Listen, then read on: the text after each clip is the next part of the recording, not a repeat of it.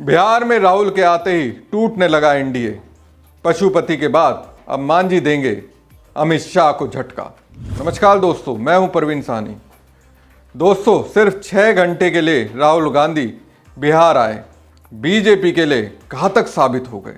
राहुल गांधी ने जहां बिहार आकर इंडिया गठबंधन के बारे में जो अटकलें लगाई जा रही थी, जो दावे किए जा रहे थे, उसको खत्म कर दिया, उस पर पूरी तरह से ब्रेक लगा दिया।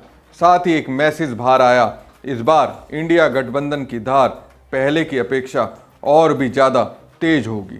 राहुल के बिहार आने से दोस्तों एक और नई बात सामने आने लगी कि वो ये कि मोदी शाह के विरोधी खुलकर सामने आने लगे। अब देखिए, 18 जनवरी को राहुल गांधी बिहार से जैसे ही गए, वैसे ही 19 जनवरी को चिराग पासवान के चाचा पशुपति पारस अपने बेटे प्रिंस पासवान के साथ लालू यादव के आवास पहुंच गए। अब लालू यादव के घर जाने के मायने साफ है। पशुपति पारस किसी भी कीमत पर इंडिया गठबंधन में शामिल होना चाहते हैं। बिहार में इसी साल के अंत में विधानसभा चुनाव हो सकते हैं। राज्य में चुनाव से पहले राजनीतिक हलचल तेज हो गई है। दिल्ली चुनाव में टिकट नहीं मिलने से जीतन राम मांझी की पार्टी हम भी मोदी शाह पर भड़क गई है।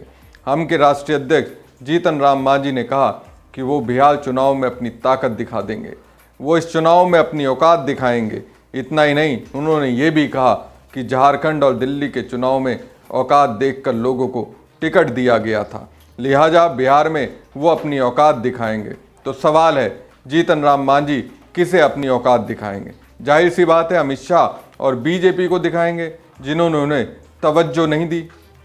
बिहार के जहानाबाद में जीतन राम मांझी ने कहा, झारखंड और दिल्ली में देखा गया किनकी क्या औकात है और उनके नाम पर लोगों को टिकट मिला। इसका मतलब है कि जीतन राम मांझी की वहाँ कुछ भी औकात नहीं समझी जाती, दिल्ली में भी औकात नहीं समझी जाती और झारखंड में भी औकात नहीं है, इसलिए वहाँ टिकट उनको नहीं मिले। अब जीतन राम मांझी बिहार में अपनी औकात दिखलाना चाहते हैं। जब जीतन राम मांझी से पूछा गया कि क्या आप नाराज हैं, तब इस सवाल पर मांझी ने कहा, नाराज नहीं है, घर में रोटी की मांग है तो गार्जियनों से मांगा जाएगा ना। अगर हमको 4 रोटी की भूख है और हमको एक भी रोटी नहीं देंगे तो हम गार्जियन से ही मांगेंगे ना। वही मेरी मांग है, 2 जगह हमको नहीं दिया गया।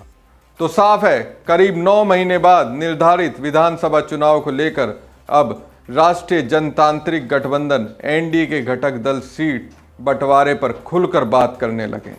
पशुपति कुमार पारस का दल राष्ट्रीय लोक जनशक्ति पार्टी लोकसभा चुनाव के बाद एनडीए से बाहर हो गया।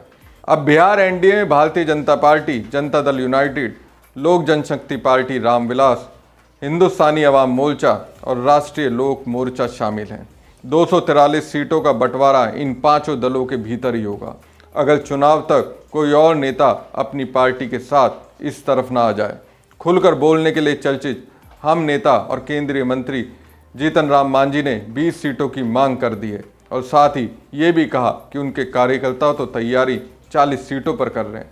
जब मीडिया ने पूछा कि नहीं मिली 20 सीट तो क्या करेंगे, तो मांझी बोले कि नरेंद्र मोदी और नीतीश कुमार जो प्यार और प्रतिष्ठा देते हैं वो कहाँ मिलेगी, ये हमारे परिवार की बात है।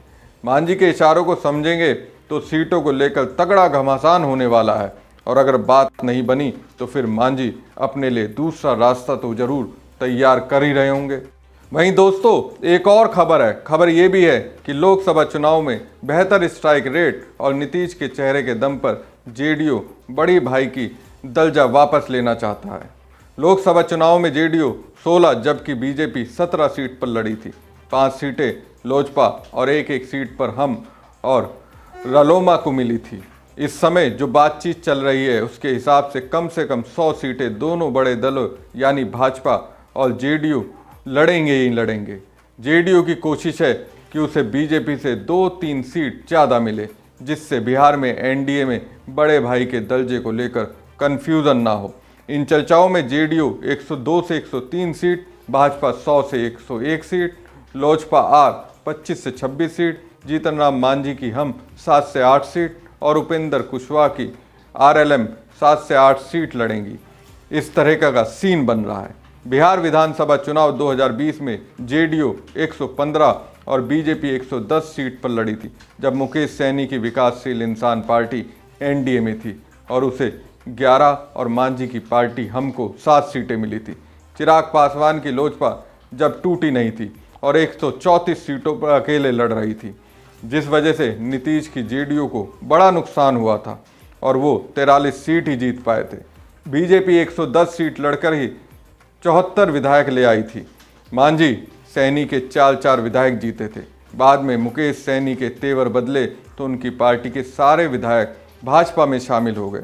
बहरहाल दोस्तों, जीतन राम मांझी ने अपनी बात सीधे तौर से बीजेपी के सामने रख दी है और अगर उनके मन मुताबिक बात नहीं बनी तो फिर जीतन राम मांझी भी एनडीए को छोड़ सकते हैं। अब मांझी ने जो बात कही है उसके जरिए शायद वो समझाना चाह रहे हो आखिर शाह के मन में क्या है और राहुल तेजस्वी की ओर से महागठबंधन में आने की हरी झंडी मिलती है।